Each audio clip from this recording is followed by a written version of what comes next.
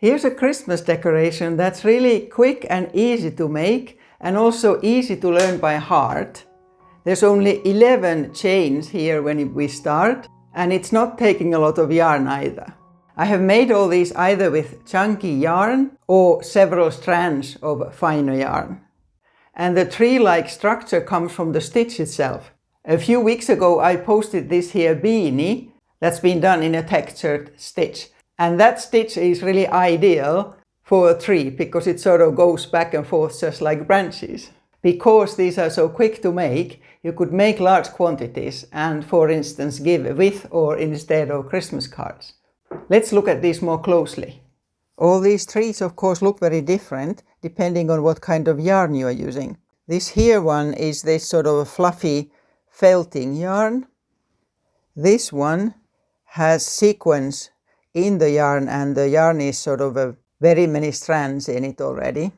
This here pink and lilac one has 3 strands of sock wool that each are double knitting weight. And this one's cotton, and I use these small leftover balls of cotton. And I have added beads. We'll look at that later. The beads have been put into one of the strands before I started crocheting. And this here is this chunky wool. For hanging loops I have used various bits of glitter yarns that I happen to have. And you could of course use these all also to decorate the trees. And if you want, you can use any beads to decorate that you happen to have. And I used a fairly big hook. This is 7mm. I used the same one for all of them because the ones with 3 strands also ended up fairly chunky. So let's look at how we make it. I'm showing this using this here. It's really felting yarn, like this sort of fluff, but it works well for this. But really use whatever you happen to have. So start with a slip knot and then chain 11. 11.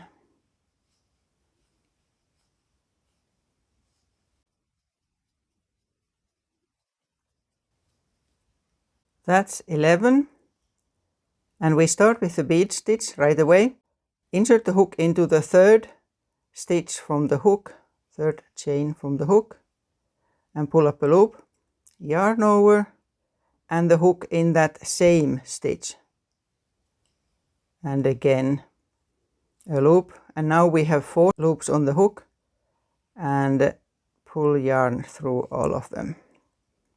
Chain 1. Then skip the next chain and insert the hook in the one after that. And 1 loop, yarn over into the same, again a loop, so we have 4, and pull through that. And chain 1. And repeat that. So we only get 5 stitches because we do that in every second one. So here, and there, and in the last one. Here, and I already chained 1, and then I chain another one for turning. And now I'm not using stitch markers here because this here is a stitch marker. It helps us here. Every time we start a row from the side of where the starting yarn end is, we are going to decrease on that row. But first we make one of those stitches again. And now it's important that we always put the hook in this right place. So there are 2 holes between these beads when you look at it. And we insert the hook in the first one. So it's sort of a side of that there bead. In there, yarn over, and in that same hole. And pull through. And chain 1. And now we decrease 1 by making 2 beads here, but putting them together. So again, not under the chain we made, but at the side of the stitch. So insert hook there, pull up a loop, yarn over, and pull up a loop through the same space. And now we stop it here because we are decreasing, and then find that same thing in the next stitch and we go straight into that again, ending up with 3 loops from there. So now we altogether have 7 loops on the hook. And take a yarn over and pull through all of these. So that decreased 1, so it starts going a little bit rounded this way. And chain 1, and then 2 more normal stitches. So first here,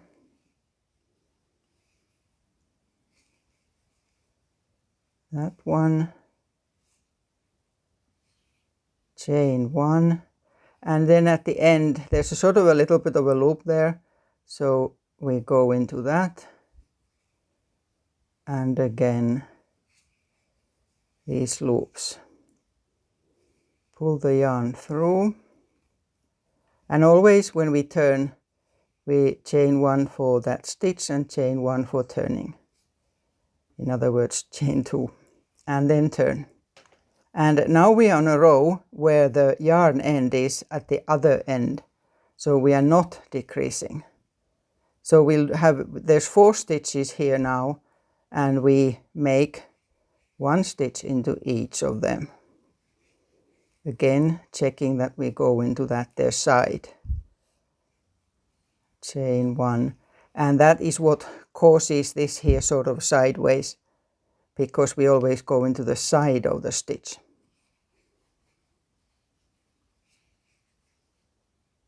And the same for all of these 4.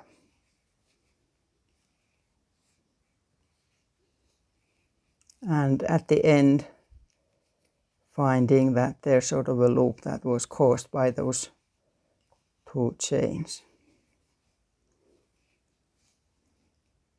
End, and then chain 2 and turn.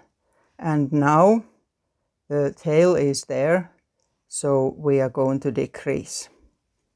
Not in the first one.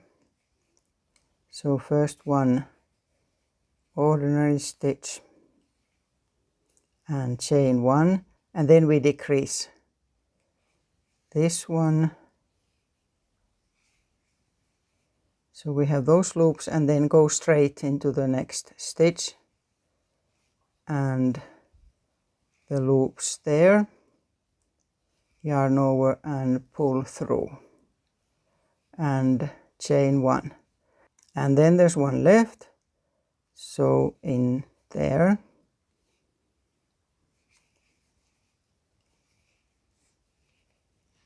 like that, and chain 2 and turn, and no decrease here because the tail is on the other side. So there's 3 stitches, so we make a stitch in each. I'll go a bit faster now since this is just repeating exactly the same. And at the end.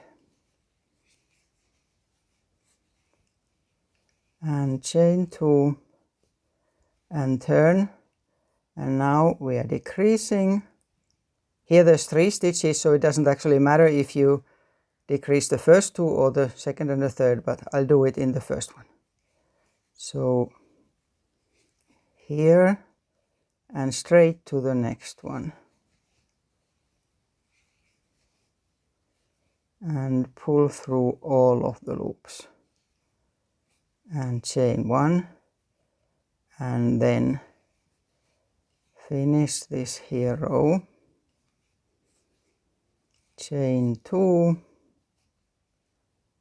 turn. Now we just have the 2 stitches, but we do 2 stitches into them.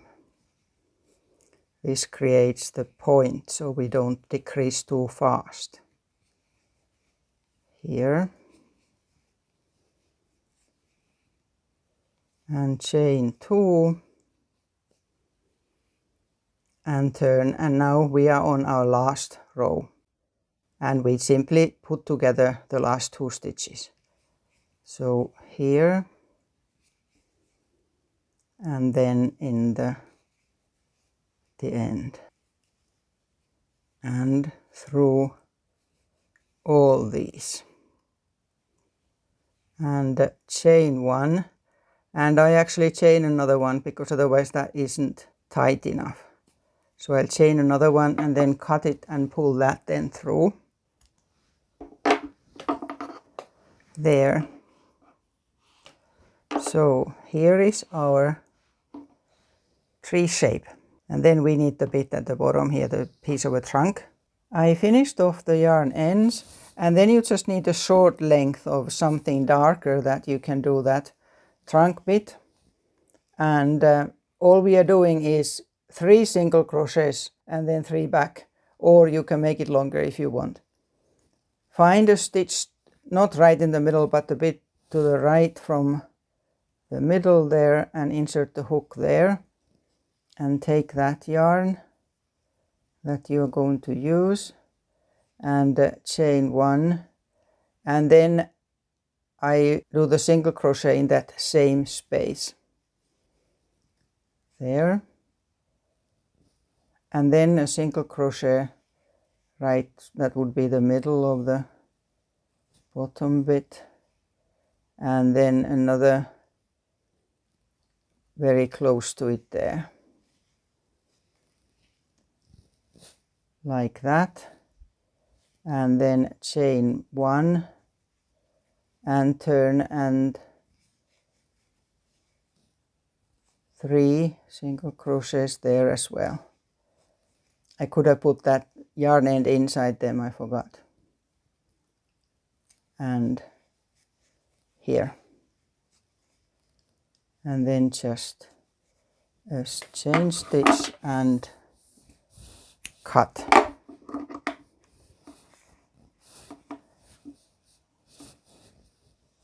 So, well, it's the same both ways.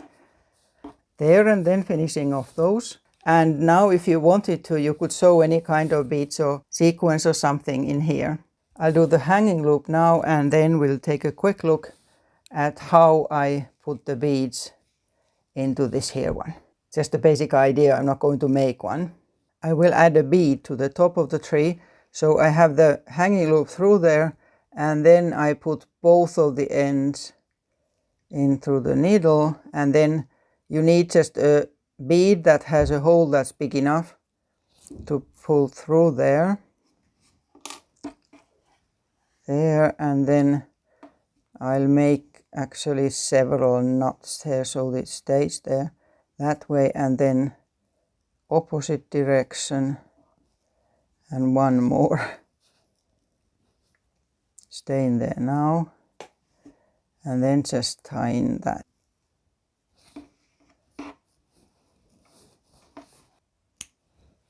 There.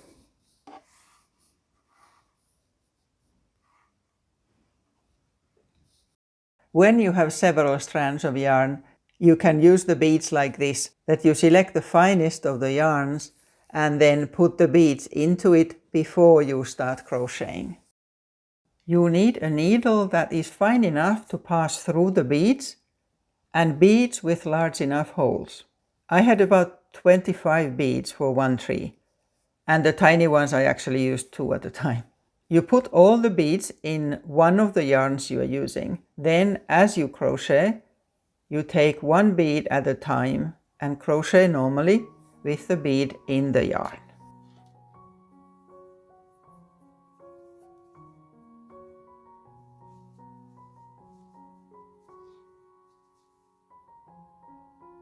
Hope you will be making several of these and enjoying making them. Check out also this here playlist that has lots more tree decorations.